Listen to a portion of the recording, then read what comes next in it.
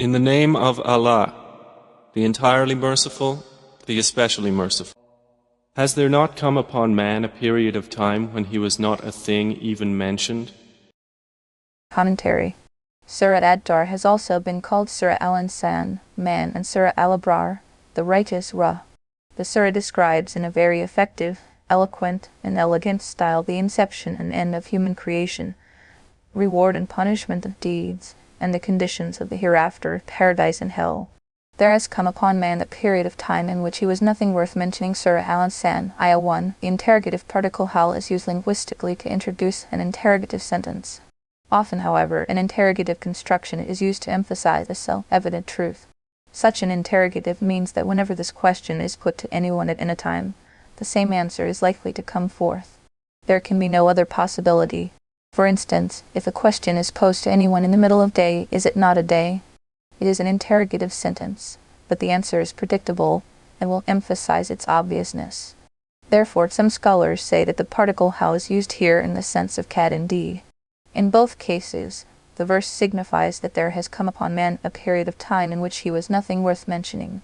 The word hinan with manation, which is the sign of indefiniteness, signifies a long indefinite period of time. The verse mentions that a long period of time came upon man.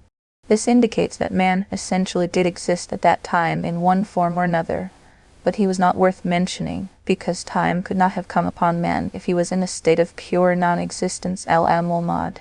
Therefore, most commentators say that the period of time here refers to the period when he was conceived in the mother's womb till his birth, which normally is 9 months.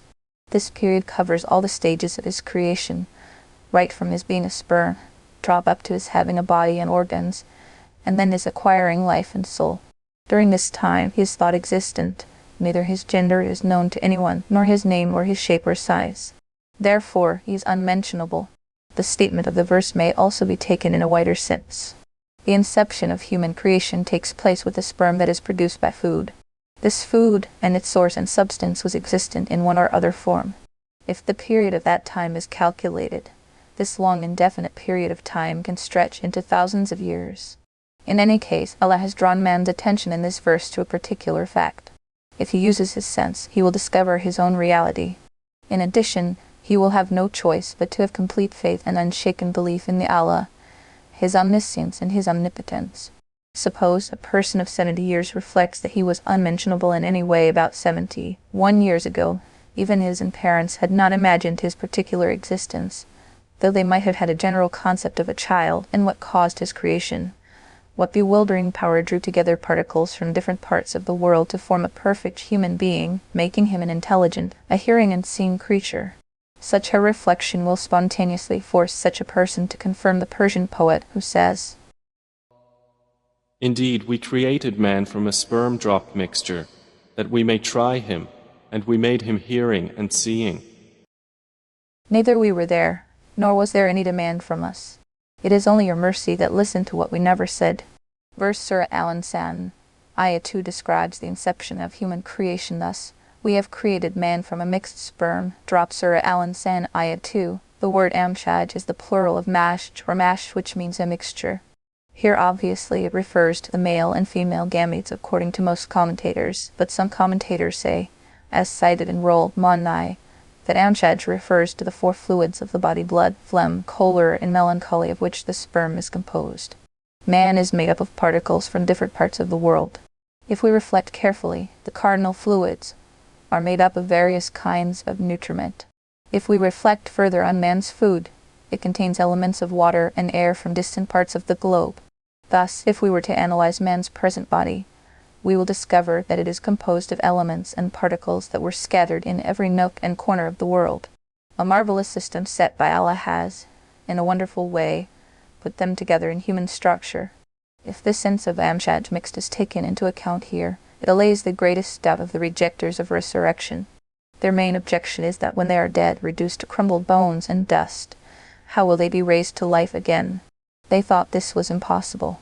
The interpretation of amshaj as cardinal humors, fluids, allays their doubt once and for all. At the inception, when man was created, he was composed of particles and elements from all parts of the world. Allah did not find this difficult the first time. Why should he find its recreation difficult the second time? According to this interpretation, the addition of the word amshaj, mixed, could have a special significance of its own. And Allah knows best. To put him to a test. Surah Al-Insan, Ayah 2, the Arabic verb is derived from ibtila, which means to put to test. This phrase puts forward the wisdom underlying human creation. Allah has created man to put him to a test. This test is defined in forthcoming verses. Allah sent prophets and celestial books for the purpose of showing him both ways, one leading to paradise, and the other to hell. Man has been given a choice to adopt any one of the two ways. This led mankind into two groups. Thus, we have shown him the way to let him become either grateful or ungrateful. Surah Al-Insan, Ayah 3. The first group was of those who, appreciating Allah's bounties, offered gratitude to Allah and believed in him, while the second group was of those who remained ungrateful to Allah's favors, disbelieved. After the description of the two groups, the next verse describes the punishment and evil consequences of the disbelievers.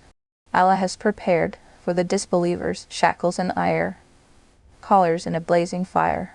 On the other hand, huge bounties are mentioned for the believers and righteous people. Out of these bounties, drinkables are mentioned first. They will have a drink from a goblet blended with a drink from camphor. The righteous will have a drink from a goblet blended with a drink from camphor. Surah Al-Insan, Ayah 5. Some of the commentators say that camphor refers to a fountain in paradise. In order to enhance the taste and pleasure of this drink, it will be mixed with water from this spring. If the word camphor is taken in its popular sense, it does not necessarily signify that the camphor of paradise be equated with the camphor available in this world, because the latter is not palatable. Indeed, we guided him to the way, be he grateful or be he ungrateful. See Surah Al-Insan, Ayah 2 for the Tafsir. Indeed, we have prepared for the disbelievers chains and shackles and a blaze. See Surah Al-Insan, Ayah 2 for the Tafsir. Indeed, the righteous will drink from a cup of wine whose mixture is of kafur. See Surah Al-Insan, Ayah 2 for the Tafsir. A spring of which the righteous servants of Allah will drink. They will make it gush forth in force and abundance. That will be a spring from which Allah's slaves will drink.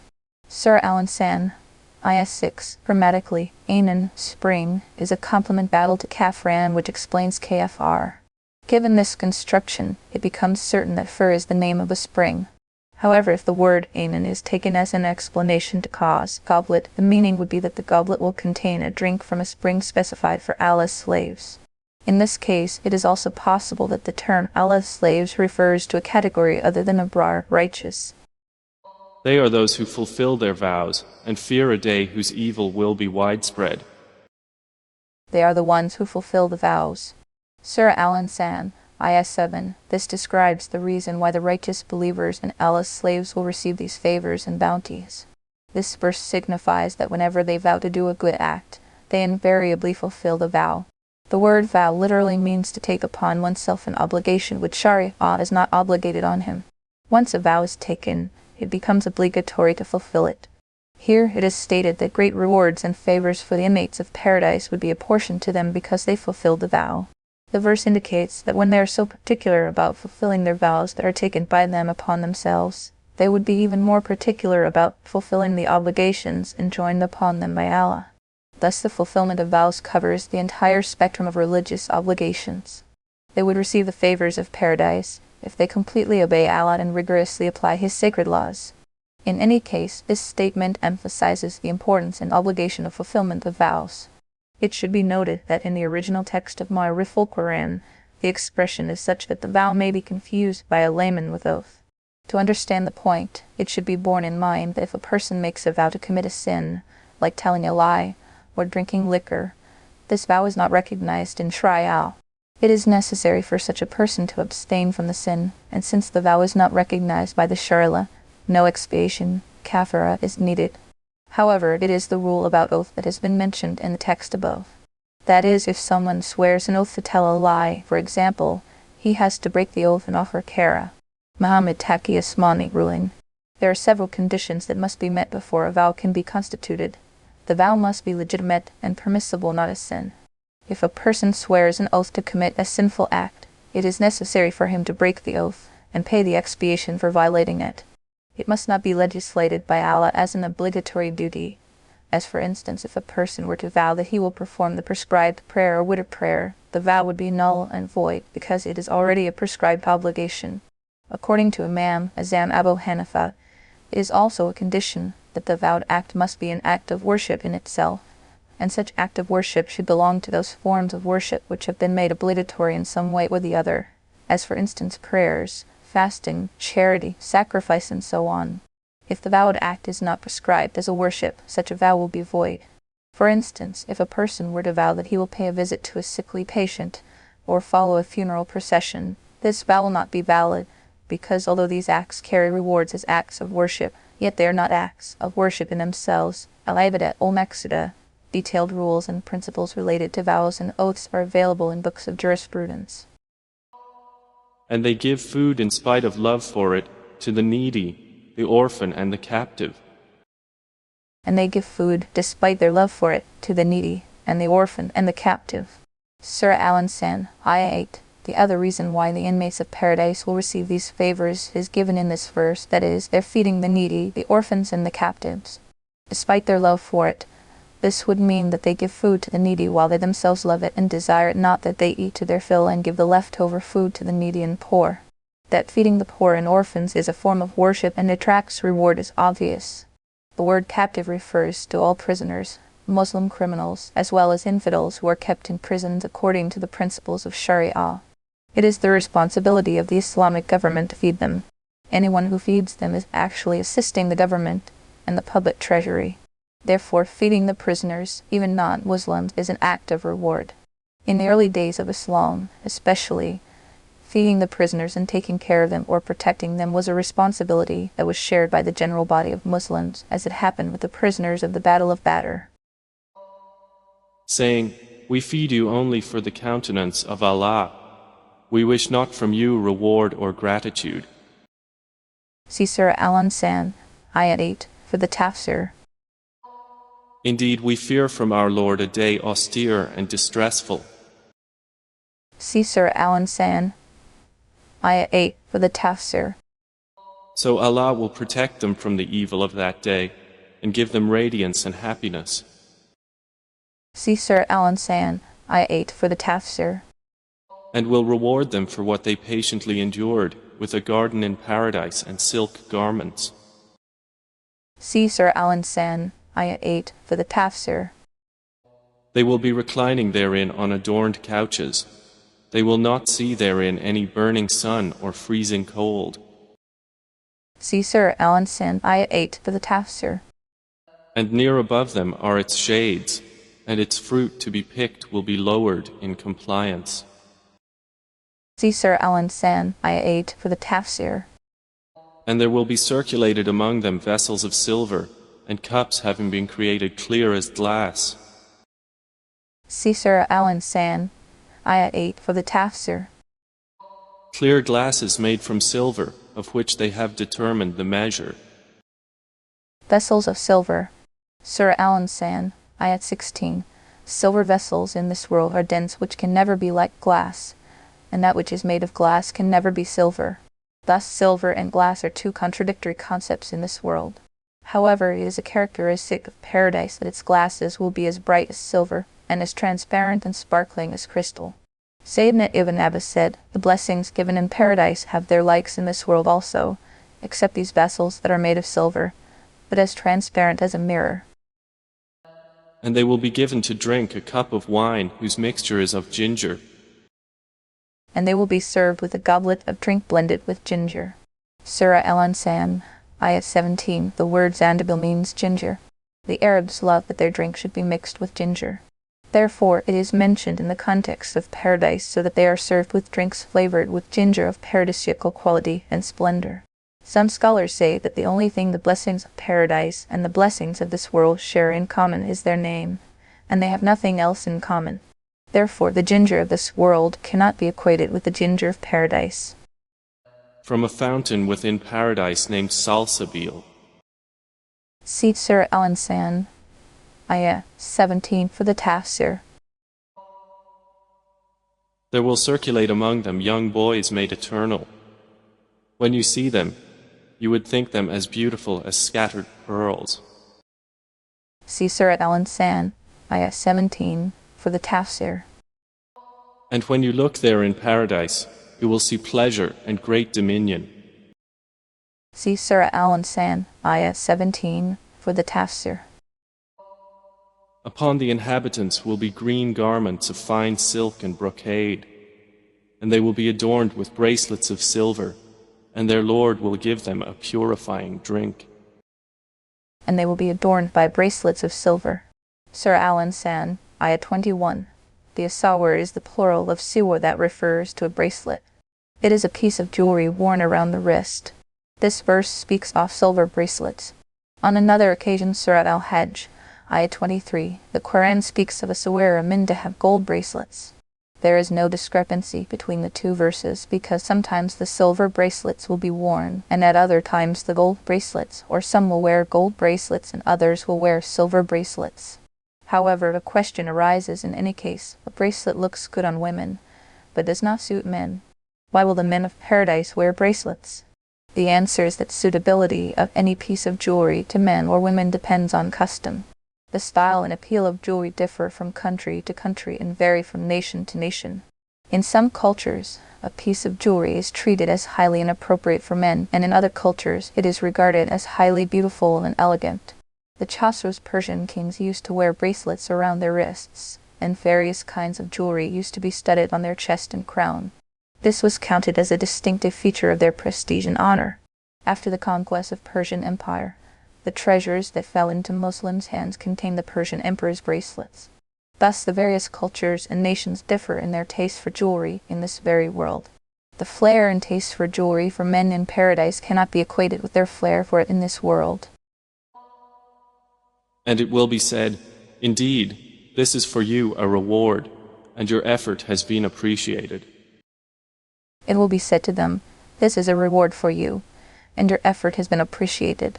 Surah Al-Insan, Ayah 22, Allah will address the inmates of paradise once they have entered paradise, and will announce to them that the amazing bounties are granted to them as a reward for their good deeds they had done in the world, and their deeds have been appreciated by Allah. These expressions will be made to them by way of congratulation. For the people of love, the divine congratulatory expressions will outweigh all the other blessings of paradise put together. The congratulatory words are a proof positive of divine pleasure. Having mentioned the general blessings of the inmates of paradise, special blessings that are conferred on the Holy Prophet are listed. Firstly, the blessing in the form of the revelation of the Quran is mentioned. The Holy Prophet is then directed that the opponents and obdurate non-believers will obstinately reject the message and persecute him. So, he is to submit patiently to Allah's decision, and he should not obey any sinner or ungrateful person. Secondly, he is commanded to pronounce the name of Allah, and worship him day and night. Further, he should prostrate before him during the night, and pronounce his purity for long times at night. This preoccupation will serve as a remedy for the non-believer's persecution. Towards the conclusion of the passage, the verse shows the reason for the persistence of the obdurate infidels. These ignoramus are intoxicated with the fleeting pleasures of this world, and have neglected the hereafter, whereas if they had pondered in their own being or existence, they would have recognized and understood their Creator and Maker. We have created them, and have made their joints strong, and whenever we will, we would replace them with others like them, a total replacement. Surah Al-Insan, Ayah 28. Miracles of nature respecting human joints. This verse alludes to the fact that even though man's limbs and organs are perpetually in motion, and the wear and tear on them is phenomenal, they continue to function from birth to death.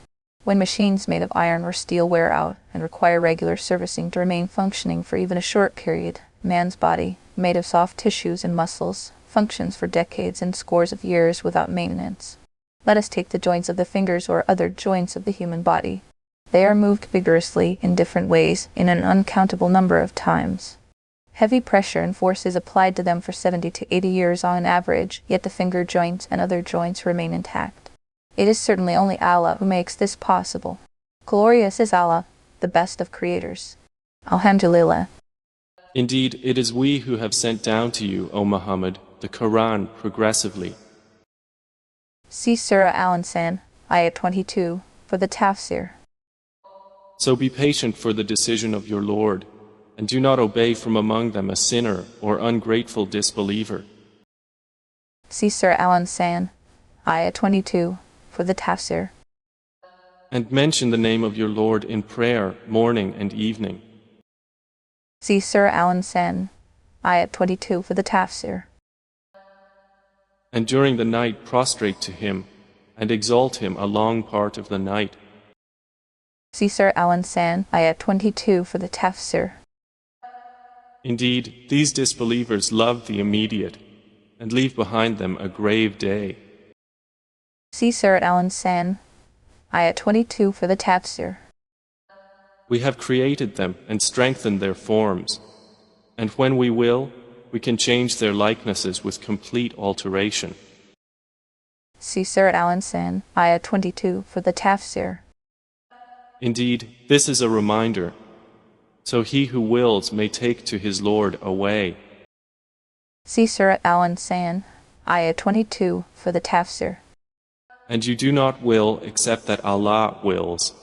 Indeed, Allah is ever knowing and wise.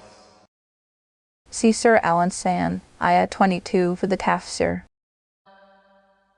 He admits whom He wills into His mercy, but the wrongdoers, He has prepared for them a painful punishment. See Surah Al-Insan, Ayah 22, for the Tafsir.